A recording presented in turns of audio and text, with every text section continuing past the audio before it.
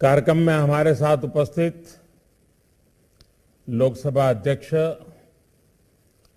श्री ओम बिरला जी, राजस्थान के गवर्नर श्री कलराज मिश्र जी, राजस्थान के मुख्यमंत्री श्रीमान अशोक गहलोत जी, गुजरात के मुख्यमंत्री श्री भूपेंद्र भाई पटेल जी, केंद्रीय मंत्रिमंडल में मेरे साथी श्री किशन रेड्डी जी, भूपेंद्र यादव जी, अर्जुन राम मेघवाल जी, पुरुषोत्तम रूपाला जी, श्री कैलाश चौधरी जी, राजस्थान विधानसभा में नेता प्रतिपक्ष श्री गुलाब चंद कटारिया जी,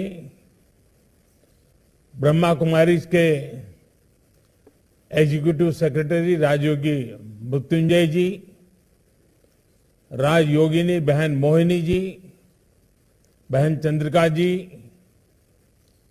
ब्रह्मा कुमारी की अन्य सभी बहनें, देवियों और सज्जनों, और यहां उपस्थित सभी साधक साधिकाएं। कुछ स्थल ऐसे होते हैं जिनमें अपनी एक अलग चेतना होती है, ऊर्जा का अपना ही एक अलग प्रवाह होता है। ये ऊर्जा उन महान व्यक्तित्वों की होती है जिनकी तपस्या से वन, पर्वत, पहाड़ भी जागृत हो उठते हैं। मानवीय प्रेरणाओं का केंद्र बन जाते हैं। माउंट आबू की आभा भी दादा लेखराज और उन जैसे अनेकों सिद्ध व्यक्तित्वों की वजह निरंतर बढ़ती रही है। आज इस पवित्र स्थान से ब्रह्मा कुमारी संस्था के द्वारा आजादी के अमृत महोत्सव से स्वर्णिम भारत की ओर एक बहुत बड़े अभियान का प्रारंभ हो रहा है। इस कार्यक्रम में स्वर्णिम भारत के लिए भावना भी है, साधना भी है। इसमें देश के लिए प्रेरणा भी है और ब्रह्मा कुमारियों के प्रयास भी हैं। मैं देश के संकल्पों के साथ, देश के सपनों के साथ निरंतर जुड़े रहने के लिए ब्रह्मा कुमारी परिवार का बहुत बहुत अभिनंदन करता हूं। आज के इस कार्यक्रम में दादी जानकी, राजयोगिनी दादी हृदय मोहिनी जी सशरीर हमारे बीच उपस्थित नहीं है। मुझ पर उनका बहुत स्नेह था। आज के इस आयोजन पर मैं उनका आशीर्वाद भी महसूस कर रहा हूं। साथियों, जब संकल्प के साथ साधना जुड़ जाती है,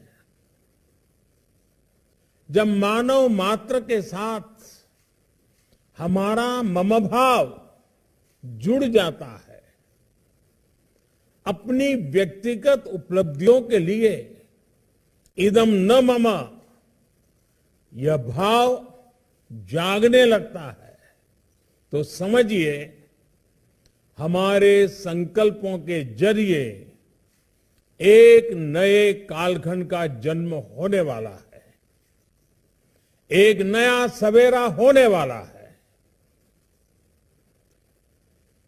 सेवा और त्याग का यही अनुभव आज अमृत महोत्सव में नए भारत के लिए उमड़ रहा है। इसी त्याग और कर्तव्य भाव से करोड़ों देशवासी आज स्वर्णिम भारत की नींव रख रहे हैं। हमारे और राष्ट्र के सपने अलग अलग नहीं है। हमारी निजी और राष्ट्रीय सफलताएं अलग अलग नहीं है। राष्ट्र की प्रगति में ही हमारी प्रगति है। हमसे ही राष्ट्र का अस्तित्व है और राष्ट्र से ही हमारा अस्तित्व है। ये भाव, ये बोध नए भारत के निर्माण में हम भारतवासियों की सबसे बड़ी ताकत बन रहा है। आज देश जो कुछ कर रहा है उसमें सबका प्रयास शामिल है। सबका साथ, सबका विकास, सबका विश्वास। आज एक और बात, सबका प्रयास।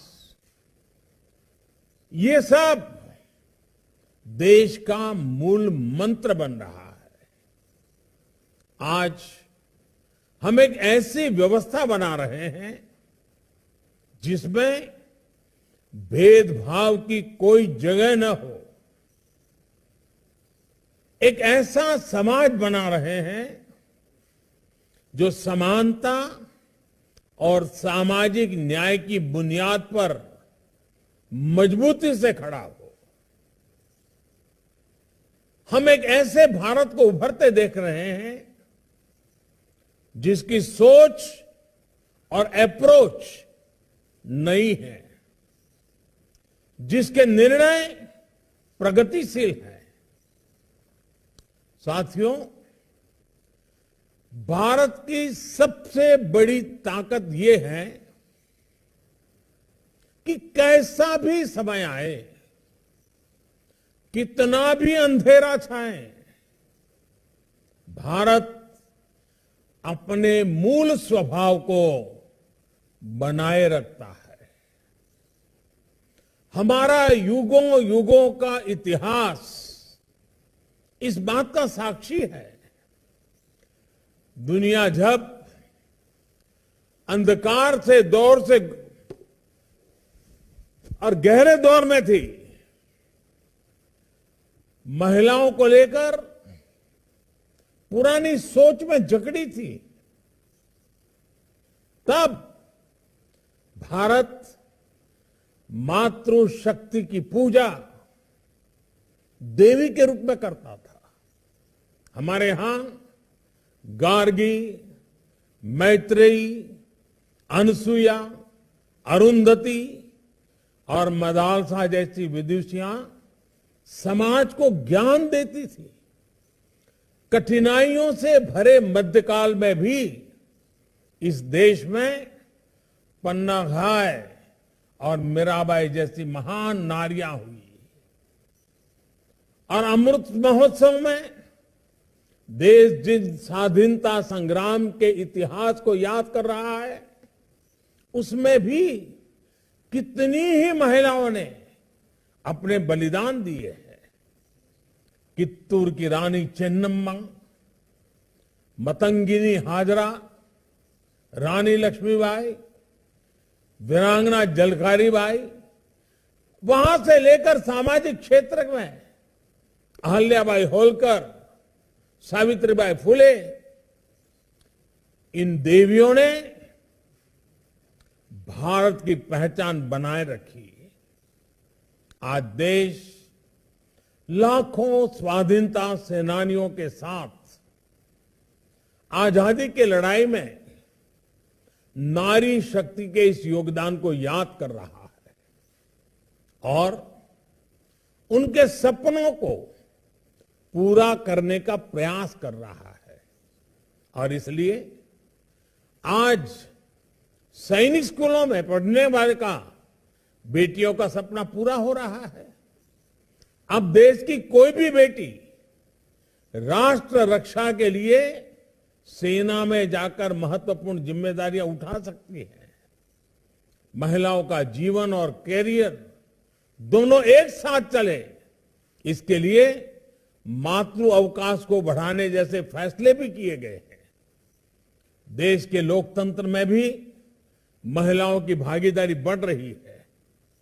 2019 के चुनाव में हमने देखा कि किस तरह पुरुषों से ज्यादा महिलाओं ने मतदान किया। आज देश की सरकार में बड़ी बड़ी जिम्मेदारियां महिला मंत्री संभाल रही है और सबसे ज्यादा गर्व की बात है कि अब समाज इस बदलाव का नेतृत्व खुद कर रहा है।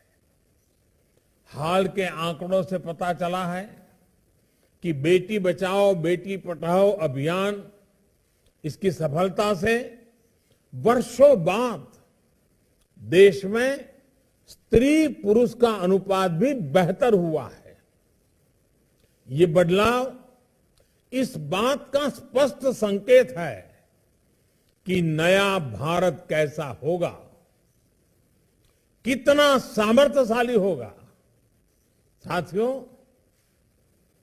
आप सभी जानते हैं कि हमारे ऋषियों ने उपनिषदों में तमसो मां ज्योतिर्गमय, मृत्युर्मा अमृत गमय, इसकी प्रार्थना की है। यानी हम अंधकार से प्रकाश की ओर बढ़ें, मृत्यु से परेशानियों से अमृत की ओर बढ़ें। अमृत और अमरत्व का रास्ता बिना ज्ञान के प्रकाशित नहीं होता। इसलिए अमृत काल के ये समय हमारे ज्ञान, शोध और इनोवेशन का समय है। हमें एक ऐसा भारत बनाना है जिसकी जड़ें प्राचीन परंपराओं और विरासत से जुड़ी होगी और जिसका विस्तार आधुनिकता के आकाश में अनंत तक होगा। हमें अपनी संस्कृति, अपनी सभ्यता, अपने संस्कारों को जीवंत रखना है। अपनी आध्यात्मिकता को, अपनी विविधता को संरक्षित और संवर्धित करना है और साथ ही टेक्नोलॉजी, इंफ्रास्ट्रक्चर, एजुकेशन, हेल्थ की संस्थाओं को निरंतर आधुनिक भी बनाना है। देश के इन प्रयासों में आप सभी की, ब्रह्मा कुमारी जैसी आध्यात्मिक संस्थाओं की बड़ी भूमिका है। मुझे खुशी है कि आप आध्यात्म के साथ साथ शिक्षा, स्वास्थ्य और कृषि जैसे कई क्षेत्रों में कई बड़े बड़े काम कर रहे हैं और आज जिस अभियान को आरंभ कर रहे हैं आप उसे ही आगे बढ़ा रहे हैं। अमृत महोत्सव के लिए आपने कई लक्ष्य भी तय किए हैं। आपके ये प्रयास देश को अवश्य एक नई ऊर्जा देंगे, नई शक्ति देंगे। आज देश किसानों को समृद्ध और आत्मनिर्भर बनाने के लिए ऑर्गेनिक फार्मिंग और नेचुरल फार्मिंग, प्राकृतिक खेती की दिशा में प्रयास कर रहा है।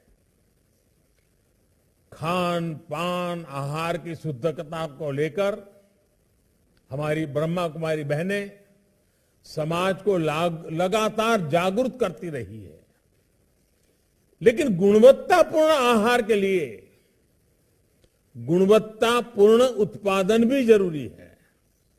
इसलिए ब्रह्मा कुमारी नेचुरल फार्मिंग को प्रमोट करने के लिए, प्राकृतिक खेती को बढ़ावा देने के लिए एक बहुत बड़ी प्रेरणा बन सकती है। कुछ गांवों को प्रेरित करके ऐसे मॉडल खड़े किए जा सकते हैं।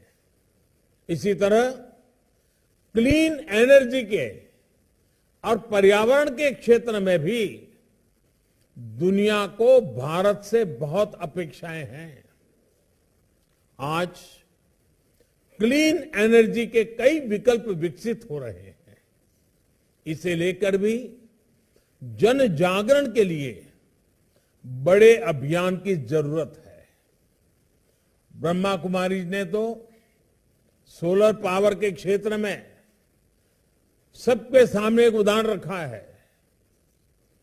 कितने ही समय से आपके आश्रम की रसोई में सोलर पावर से खाना बनाया जा रहा है। सोलर पावर का इस्तेमाल ज्यादा से ज्यादा लोग करें, इसमें भी आपका बहुत सहयोग हो सकता है। इसी तरह आप सभी आत्मनिर्भर भारत अभियान को भी गति दे सकते हैं। वोकल फॉर लोकल, स्थानीय उत्पादों को प्राथमिकता देकर इस अभियान में मदद हो सकती है।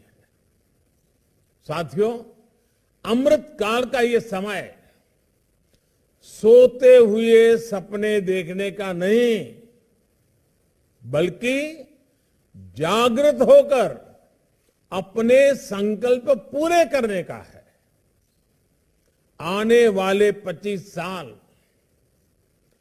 परिश्रम की पराकाष्ठा, त्याग, तप, तपस्या के 25 वर्ष हैं। सैकड़ों वर्षों की गुलामी में हमारे समाज ने जो गंवाया है, ये 25 वर्ष का कालखंड उसे दोबारा प्राप्त करने का है। इसलिए आजादी के इस अमृत महोत्सव में हमारा ध्यान भविष्य पर ही केंद्रित होना चाहिए। साथियों, हमारे समाज में एक अद्भुत सामर्थ्य है। ये एक ऐसा समाज है जिसमें चिर पुरातन और नित्य नूतन व्यवस्था है। हालांकि इस बात से कोई इनकार नहीं कर सकता कि समय के साथ कुछ बुराइयां व्यक्ति में भी, समाज में भी और देश में भी प्रवेश कर जाती है। जो लोग जागृत रहते हुए इन बुराइयों को जान लेते हैं, वो इन बुराइयों से बचने में सफल हो जाते हैं। ऐसे लोग अपने जीवन में हर लक्ष्य प्राप्त कर पाते हैं। हमारे समाज की विशेषता है कि इसमें विशालता भी है, विविधता भी है और हजारों साल की यात्रा का अनुभव भी है। इसलिए हमारे समाज में बदलते हुए युग के साथ अपने आप को ढालने की एक अलग ही शक्ति है, एक इनहेरेंट स्ट्रेंथ है। हमारे समाज की सबसे बड़ी ताकत यह है कि समाज के भीतर से ही समय समय पर इसे सुधारने वाले पैदा होते हैं और वो समाज में व्याप्त बुराइयों पर कुठाराघात करते हैं। हमने ये भी देखा है कि समाज सुधार के प्रारंभिक वर्षों में अक्सर ऐसे लोगों को विरोध का भी सामना करना पड़ता है, कई बार तिरस्कार भी सहना पड़ता है। लेकिन ऐसे सिद्ध लोग समाज सुधार के काम से पीछे नहीं हटते, वो अडिग रहते हैं। समय के साथ समाज भी उनको पहचानता है, उनको मान सम्मान देता है और उनकी सीखों को आत्मसात भी करता है।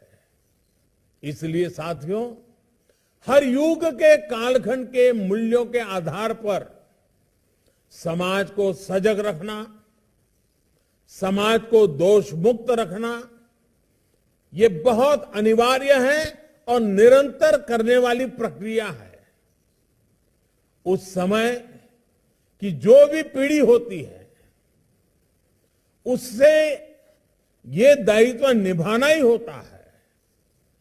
व्यक्तिगत तौर पर हम लोग संगठन के तौर पर भी ब्रह्मा कुमारी जैसे लाखों संगठन ये काम कर रहे हैं, लेकिन हमें ये भी मानना होगा कि आजादी के बाद के 75 वर्षों में हमारे समाज में, हमारे राष्ट्र में एक बुराई सबके भीतर घर कर गई है। ये बुराई है अपने कर्तव्यों से विमुख होना, अपने कर्तव्यों को सर्वोपरि न रखना। बीते 75 वर्षों में हमने सिर्फ अधिकारों की बात करते रहे, अधिकारों के लिए झगड़ते रहे, जूझते रहे, समय भी खपाते रहे। अधिकार की बात कुछ हद तक, कुछ समय के लिए किसी एक परिस्थिति में सही हो सकती है, लेकिन अपने कर्तव्यों को पूरी तरह भूल जाना, इस बात ने भारत को कमजोर रोकने में बहुत बड़ी भूमिका निभाई है। भारत ने अपना बहुत बड़ा समय इसलिए गंवाया है क्योंकि कर्तव्यों को प्राथमिकता नहीं दी गई। इन 75 वर्षों में कर्तव्यों को दूर रखने की वजह से जो खाई पैदा हुई है, सिर्फ अधिकार की बात करने की वजह से समाज में जो कमी आई है, उसकी भरपाई हम मिलकर के आने वाले 25 वर्षों में कर्तव्य की साधना करके पूरी कर सकते हैं। ब्रह्मा कुमारी जैसी संस्थाएं आने वाले 25 वर्ष के लिए एक मंत्र बनाकर भारत के जन जन को कर्तव्य के लिए जागरूक करके बहुत बड़ा बदलाव ला सकती है। मेरा आग्रह है कि ब्रह्मा कुमारी और आप जैसी तमाम सामाजिक संस्थाएं इस एक मंत्र पर जरूर काम करें, और वो है देश के नागरिकों में कर्तव्य भावना का विस्तार। आप सभी अपनी शक्ति और समय जन जन में कर्तव्य बोध जागृत करने पर जरूर लगाएं, और ब्रह्मा कुमारी जैसी संस्थाएं जिस तरह दशकों से कर्तव्य के पथ पर चल रही है, आप लोग ये काम बहुत आसानी से कर सकते हैं। आप लोग कर्तव्य में रचे पचे, कर्तव्य में रचे बसे, कर्तव्य का पालन करने वाले लोग हैं। इसलिए जिस भावना के साथ आप अपनी संस्था में काम करते हैं, उस कर्तव्य भावना का विस्तार समाज में हो, देश में हो, देश के लोगों में हो। ये आजादी के इस अमृत महोत्सव पर आपका देश को सबसे उत्तम उपहार होगा। आप लोगों ने एक कहानी जरूर सुनी होगी। एक कमरे में अंधेरा था, तो उस अंधेरे को हटाने के लिए लोग अपने अपने तरीके से अलग अलग काम कर रहे थे। कोई कुछ कर रहा था, कोई कुछ कर रहा था, लेकिन किसी समझदार ने जब एक छोटा सा दिया जला दिया तो अंधकार तुरंत दूर हो गया। वैसे ही ताकत कर्तव्य की है, वैसी ही ताकत छोटे से प्रयास की भी है। हम सभी को देश के हर नागरिक के हृदय में एक दिया जलाना है, कर्तव्य का दिया जलाना है। हम सभी मिलकर देश को कर्तव्य पथ पर आगे बढ़ाएंगे तो समाज में व्याप्त बुराइयां भी दूर होगी और देश नई ऊंचाई पर भी पहुंचेगा। भारत भूमि को प्यार करने वाला इस भूमि को मां मानने वाला कोई भी व्यक्ति ऐसा नहीं होगा जो देश को नई ऊंचाई पर ना ले जाना चाहता हो। कोटि कोटि लोगों के जीवन में खुशहाली न लाना चाहता हो। इसके लिए हमें कर्तव्यों पर बल देना ही होगा। साथियों, आज के इस कार्यक्रम में एक और विषय को उठाना चाहता हूं। आप सभी इस बात के साक्षी रहे हैं कि भारत की छवि को धूमिल करने के लिए किस तरह अलग अलग प्रयास चलते रहे हैं। इसमें अंतर्राष्ट्रीय स्तर पर भी बहुत कुछ चलता रहता है। इससे हम ये कहकर पल्ला नहीं झाड़ सकते कि ये सिर्फ राजनीति है। ये राजनीति नहीं है, ये हमारे देश का सवाल है।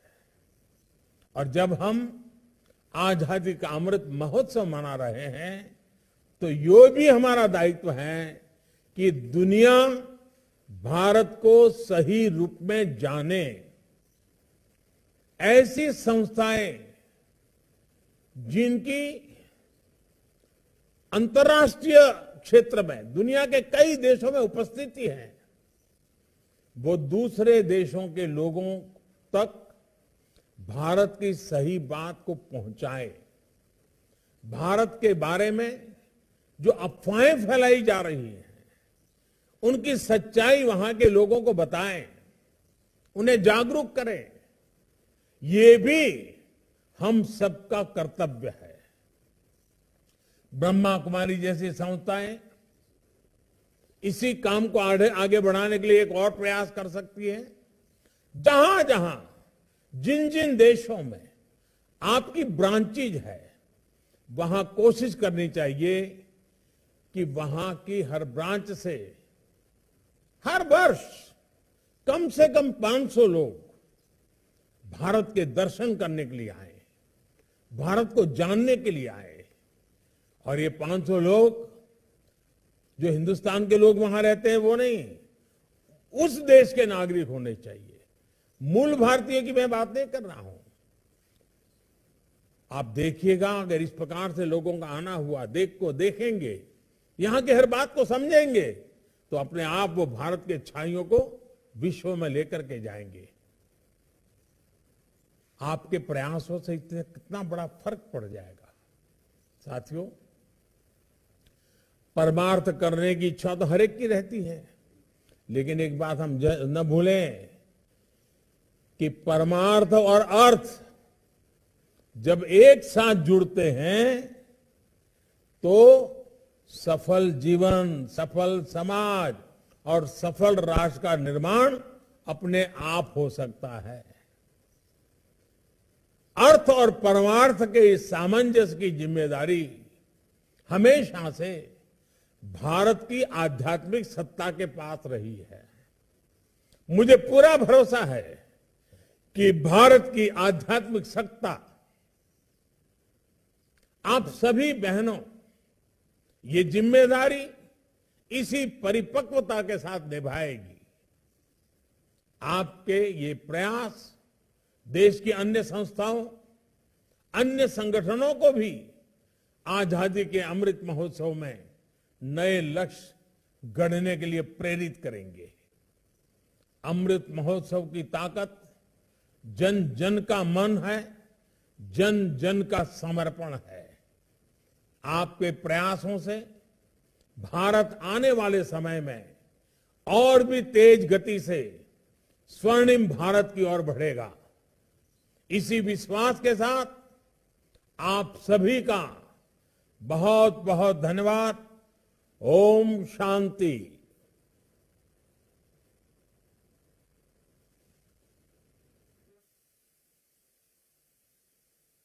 के लिए मैं राज्यों की